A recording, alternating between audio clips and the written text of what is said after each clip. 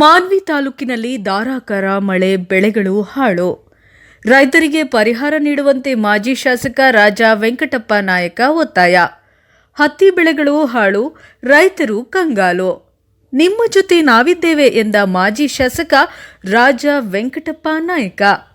ಮಾನ್ವಿ ತಾಲೂಕಿನ ನಾನಾ ಗ್ರಾಮಗಳಲ್ಲಿ ಧಾರಾಕಾರ ಮಳೆಯಾಗಿದ್ದು, ಇದರ ಪರಿಣಾಮ ಹತ್ತಿ ಬೆಳೆಗಳು ಹಾಳಾಗಿದ್ದು, ಸರ್ಕಾರ ಕೂಡಲೇ ರೈತರಿಗೆ ಪರಿಹಾರ ನೀಡಬೇಕು ಎಂದು ಮಾಜಿ ಶಾಸಕ ರಾಜಾ ವೆಂಕಟಪ್ಪ ನಾಯಕ ಒತ್ತಾಯಿಸಿದರು.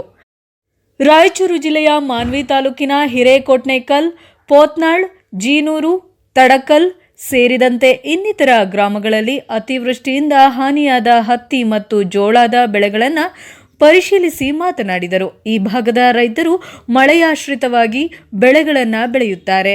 ಆದರೆ ಹತ್ತಿ ಹಾಗೂ ಜೋಳ ಬೆಳೆದ ರೈತರು ಯಾವುದೇ ಕಾರಣಕ್ಕೂ ಭಯಪಡುವ ಅಗತ್ಯವಿಲ್ಲ, ನಿಮ್ಮ ಜೊತೆ ಸದಾ ಇರುತ್ತೇನೆ ಎಂದು ಭರವಸೆಯನ್ನ ನೀಡಿದರು. ವರದಿ ಎಂಡಿ ಗೌಸ್, ಮಾನ್ವಿ.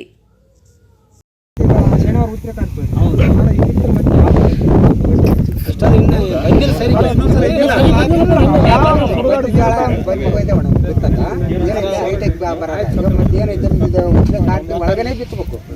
ಅದು ಉತ್ತರ ಕಾರ್ತಿ ಒಂದು ದಿವಸ ಹೋಯ್ತಪ್ಪ ಅಂದ್ರೆ ಅದು ಅರಿವು ಬೆಳಂಗಣ ತೆನೆ ಬಿಡ್ತಾರ.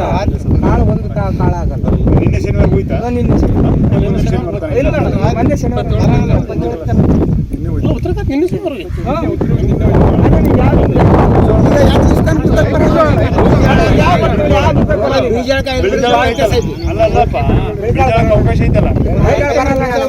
ಗೌರ್ಮೆಂಟ್ ರೇಟ್ ಯಾವ ಸಾಲ ಮಾಡ್ತಾರೆ.